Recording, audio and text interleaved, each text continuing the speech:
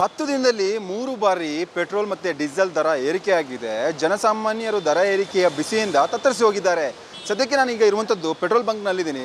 ಜನರನ್ನು ಮಾತಾಡಿಸ್ತಾ ಹೋಗ್ತೀನಿ. ಈ ಒಂದು ದರ ಏರಿಕೆ ಬಿಸಿ ಯಾವ ರೀತಿಯಾಗಿ ಅವ್ರು ಫೇಸ್ ಮಾಡ್ತಿದ್ದಾರೆ, ಮೂರು ಸಲ ದರ ಏರಿಕೆ ಆದರೆ ನಾವು ಹೆಂಗೆ ಪೆಟ್ರೋಲ್ ಹಾಕ್ಸೋದು ಅಂತೇಳಿ ಜನರು ಗೋಳಾಡ್ತಿದ್ದಾರೆ. ಸೊ ಸದ್ಯಕ್ಕೆ ನಮ್ಮ ಜೊತೆ ಮಾತನಾಡೋಕ್ಕೆ ಗ್ರಾಹಕರೊಬ್ಬರು ಇದ್ದಾರೆ. ಸರ್ ನಮಸ್ತೆ.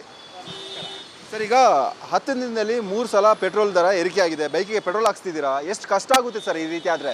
ಹೌದು ಸರ್, ತಿಂಗಳು ಕಷ್ಟನೇ ಆಗ್ತಾಯಿದೆ ಸರ್. ಇದು ಪ್ರತಿ ಬಾರಿ ಜಾಸ್ತಿನೇ ಆಗ್ತಾಯಿದೆ. ಪೆಟ್ರೋಲು ತುಂಬ ಹೊಡೆತ ಬೀಳ್ತಾ ಇದೆ ನಮಗೂ. ಈಗ ಎಷ್ಟು ರೂಪಾಯಿ ಪೆಟ್ರೋಲ್ ಹಾಕ್ಸಿದ್ದೀವಿ ಸರ್? ಈಗ 120ಗೆ ಹಾಕ್ಸಿದ್ದೀವಿ ಸರ್. ಸರ್, ಈಗ ಈ ರೀತಿಯಾಗಿ ದಿನಕ್ಕೆ 3 ಸಲ ರೇಟ್ ಹೈಕ್ ಆದಾದರೆ ನೀವು ಹೆಂಗೆ ಮೇಂಟೈನ್ ಮಾಡ್ತೀರಿ ಅಂತ? ಕಷ್ಟ ಆಗ್ತಾಯಿದೆ ಸರ್, ತುಂಬ ಕಷ್ಟ. ಏನು ಹೇಳ್ತೀರಾ ಸರ್ ಸರ್ಕಾರಕ್ಕೆ? ಸರ್ಕಾರಕ್ಕೇನು ಸರ್, ಕಡಿಮೆ ಮಾಡಿಸ್ಬೇಕು ಸರ್ ಪೆಟ್ರೋಲು, ಅಷ್ಟೇ. ಆ ಭಾಗದಲ್ಲಿ ಆಟೋ ರಿಕ್ಷಾ ಚಾಲಕರಿದ್ದಾರೆ, ಈ ಭಾಗದಲ್ಲಿ ಟ್ಯಾಕ್ಸಿ ಚಾಲಕರಿದ್ದಾರೆ.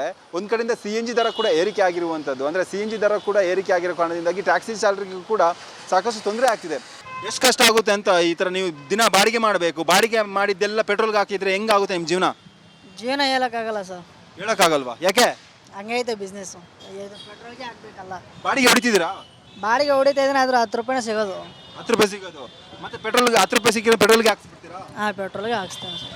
ಇಲ್ಲಿ ಗ್ಯಾಸ್ ಬಂಕೇ ಇಲ್ಲ, ಎಲ್ಲ ಖಾಲಿ ಆಗ್ಬಿಟ್ಟೈತೆ. ಖಾಲಿ ಆಗಿದೆ. ಫುಲ್ ಟ್ಯಾಂಕ್ ಮಾಡ್ತಿದ್ದಾರೆ ಸರ್? ಇಲ್ಲ, ಅರ್ಧ ಮಾಡ್ತಾ ಇದ್ದಾರೆ ಸರ್. ಇಲ್ಲೊಬ್ರು ಮತ್ತೊಬ್ಬರು ಆಟೋ ಚಾಲಕರಿದ್ದಾರೆ.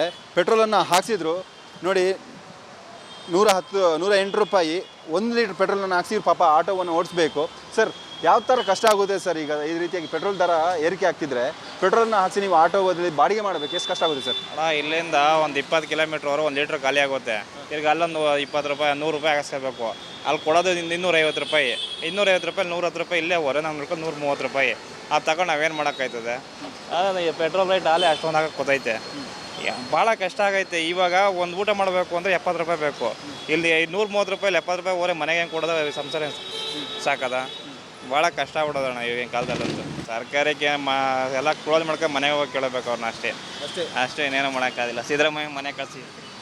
ಇದಿಷ್ಟು ಸರ್ಕಾರದ ಬಗ್ಗೆ ಜನಸಾಮಾನ್ಯರು ಆಟೋ ಚಾಲಕರು ಹೇಳ್ತಿರುವಂಥ ಮಾತು. ಇನ್ನು ಮತ್ತೊಬ್ಬರು ನಮ್ಮ ಜೊತೆ ಇದ್ದಾರೆ. ಇವರು ಗ್ಯಾರೇಜಲ್ಲಿ ವರ್ಕ್ ಮಾಡ್ತಿದ್ದಾರೆ ಅಂತ ಗೊತ್ತಿದೆ. ಇವರೊಬ್ಬರು ಕಾರ್ಮಿಕರು. ಸರ್, ಈಗ ಪೆಟ್ರೋಲ್ ಹಾಕ್ಸಿದ್ರಿ, ಎಷ್ಟು ರೂಪಾಯಿ ಹಾಕ್ಸಿದ್ರಿ ಸರ್? ಸರ್ 120ಗೆ. 120. ಸೊ 10 ದಿನದಲ್ಲಿ 3 ಸಲ ಏರಿಕೆ ಆಗಿದೆ ಪೆಟ್ರೋಲ್ ರೇಟು. ಸೊ ಹೆಂಗಾದ್ರೆ ಹೆಂಗೆ ಕತೆ? ಹಿಂಗಾದ್ರೆ ಗಾಡಿ ಓಡಿಸೋದು ತುಂಬ ಕಷ್ಟ ಇದೆಯಲ್ಲ ಸರ್, ರೇಟ್ ಕಮ್ಮಿ ಮಾಡಬೇಕು. ಏನು ಹೇಳ್ತೀರಾ ಸರ್ಕಾರಕ್ಕೆ? ಸರ್, ಪೆಟ್ರೋಲ್ ರೇಟ್ ಕಮ್ಮಿ ಮಾಡಿ ಅಂತ ಹೇಳ್ತೀರಾ? ಕಮ್ಮಿ ಮಾಡಲೇಬೇಕಲ್ಲ ಸರ್. ಕಮ್ಮಿ ಮಾಡಿದ್ರೆ ನಮಗೂ ಇದಾಗುತ್ತೆ ಬಡವ್ರಿಗೆ. ಇಲ್ಲ ಶ್ರೀಮಂತ ಇದ್ರೆ ಅವ್ರಿಗೆ ಅನುಕೂಲ ಇದೆ, ನಮಗೆಲ್ಲ ಅನುಕೂಲ ಇದೆ. ನಾವು ಡೈಲಿ 100-200 ರೂಪಾಯಿ ಸಂಪಾದನೆ ಮಾಡೋದು ಬೇರೆ ಪೆಟ್ರೋಲ್ಗೆ ಹಾಕ್ಬಿಟ್ರೆ ಮುಂದಕ್ಕೆ ಹೆಂಗೆ ಜೀವನ ಎಂತಿ ಮಕ್ಕಳು ಮಾಡೋದು? ಅಲ್ಲ, ಒಂದು ಕಡೆಯಿಂದಾಗಿ ಸಾರ್ವಜನಿಕ ಸಾರಿಗೆಗಳನ್ನು ಬಳಸಿ ಅಂತ ಹೇಳ್ತಾರೆ, ಪಬ್ಲಿಕ್ ಟ್ರಾನ್ಸ್ಪೋರ್ಟ್ ಬಳಸಿ ಅಂತ. ಪಬ್ಲಿಕ್ ಒಳಗೆ ಮಾಡೋಕ್ಕೆ ಹೋದ್ರೆ ನಮಗೆ ಟೈಮ್ ವೇಸ್ಟ್ ಆಗುತ್ತಲ್ವಾ? ನಾವು ಬಸ್ ಹತ್ತಿ ಹೋಗ್ಬೇಕು ಅಂದ್ರೆ ಆಗಲ್ಲ. 2 ವೀಲರ್ ಇತ್ತಂತ ನಾವು ಟೈಮ್ ಪಿಕಪ್ ಮಾಡ್ಕೊಂಡು ಹೋಗ್ಬೋದು, ಅದು ಅನುಕೂಲ ಆಗುತ್ತೆ ಅಷ್ಟೇ ಸರ್. ಸರ್, ಏನು ಹೇಳ್ತೀರಾ ಸರ್ಕಾರಕ್ಕೆ ಒಬ್ಬ ಸಾರ್ವಜನಿಕರಾಗಿ? ಇನ್ನೇನಿಲ್ಲ ಸರ್, ಆದಷ್ಟು ಪೆಟ್ರೋಲ್ ಬೆಲೆ ಕಮ್ಮಿ ಮಾಡಿದ್ರೆ ಒಳ್ಳೇದು ಸರ್ ನಮಗೆ. ಸರ್, ಜಾಸ್ತಿ ಆಗಿದೆ, ಬಟ್ ಪೆಟ್ರೋಲ್ ಎಷ್ಟುನ ಜಾಸ್ತಿ ಆಗಲಿ ಪೆಟ್ರೋಲ್ ಹಾಕಲೇಬೇಕು. ಸೊ ಇದು ಒಂದು ಪಬ್ಲಿಕ್ದು ಒಂದು ವೀಕ್ನೆಸ್ ಇದೆ. ಯಾಕೆ ಅಂದರೆ ಇವಾಗ ನೋಡಿ, ಪೆಟ್ರೋಲ್ ಏನಂದರೆ ನಾವು ಬೈಕ್ ತೊಗೊಂಡು ಆಚೆ ಹೋಗೋದಕ್ಕೆ ಆಗಲ್ಲ.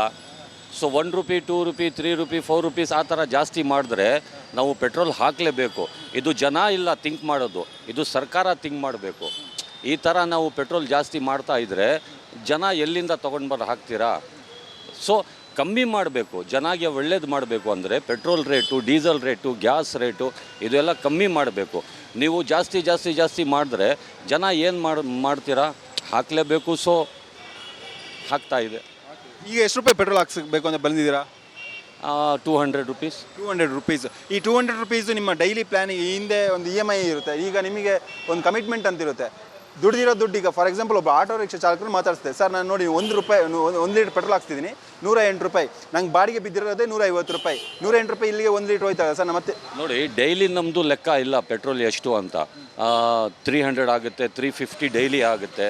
ಸೊ ಈ ಥರ ಲೆಕ್ಕ ಇಲ್ಲ ನಮ್ಮದು. ಬಟ್ ಅದು ಥಿಂಕ್ ಮಾಡಿದ್ರೆ ಸರ್, ಮನೆಯಲ್ಲಿ ಕೂತಿದ್ರೆ ಎಲ್ಲಿಂದ ಬರ್ತಾರೆ ಸರ್? ನಾವು ಕೆಲಸಕ್ಕೆ ಹೋಗಬೇಕು, ಕೆಲಸ ಮಾಡಲೇಬೇಕು. ಇದು ಸರ್ಕಾರ ಸ್ವಲ್ಪ ಥಿಂಕ್ ಮಾಡಬೇಕು. ಪೆಟ್ರೋಲ್ ಬಂಕ್ಗಳಲ್ಲಿ ಪೆಟ್ರೋಲ್ ಲಭ್ಯವಾಗ್ತಿಲ್ಲ ಅಂತಾದರೆ, ಇನ್ನೊಂದು ಕಡೆ CNG ಗ್ಯಾಸ್ ಸ್ಟೇಷನ್ಗಳಲ್ಲಿ CNG ಕೂಡ ಲಭ್ಯವಾಗ್ತಿಲ್ಲ. ಅದರ ಜೊತೆಗೆ ಪೆಟ್ರೋಲ್ ಬಂಕ್ಗಳಲ್ಲಿ ಯಾವುದೇ ಒಂದು ವಾಹನ ಬರಲಿ ಫುಲ್ ಟ್ಯಾಂಕ್ ಮಾಡಿಸ್ತೀನಿ ಸರ್, ನಾನು ದುಡ್ಡಿದೆ, ಒಂದು 3,000-2,000 ರೂಪಾಯಿ ಫುಲ್ ಟ್ಯಾಂಕ್ ಮಾಡಿಸ್ತೀನಿ ಅಂದರೂ ಅದು ಆಗ್ತಿಲ್ಲ. ಅವ್ರಿಗೆ ಯಾರಿಗೆ ಬೇಕೋ ಅವರಿಗೆ ಫುಲ್ ಟ್ಯಾಂಕನ್ನು ಮಾಡಿಸ್ತಿದ್ದಾರೆ ಅನ್ನುವಂಥ ಅಳಲನ್ನು ಜನಸಾಮಾನ್ಯರು ತೊಡ್ಕೊಳ್ತಿರುವಂಥದ್ದು. ಇದು ಸದ್ಯದ ರಿಯಾಲಿಟಿ. ಸೊ 10 ದಿನದಲ್ಲಿ 3 ಬಾರಿ ಪೆಟ್ರೋಲ್ ಏರಿಕೆಯನ್ನು ಮಾಡಿದ್ದೀರಾ. 3 ಬಾರಿ ಏರಿಕೆ ಮಾಡಿದಂಥ ಸಂದರ್ಭದಲ್ಲಿ ಜನರು ಏನು ಹೇಳ್ತಿದ್ದಾರೆ ಅನ್ನುವಂತಹ ಅವರ ಅಭಿಪ್ರಾಯವನ್ನು ಕೂಡ ನಾವು ಈಗ ನಿಮ್ಮ ಮುಂದೆ ಇಡುವಂಥ ಪ್ರಯತ್ನವನ್ನು ಮಾಡ್ತಿದ್ದೀವಿ. ಕ್ಯಾಮ್ರಾ ಪರ್ಸನ್ ಹರಿ ಜೊತೆ ನಾನು ಅಥರ್ವ ರಂಜನ್, ಬೆಂಗಳೂರು.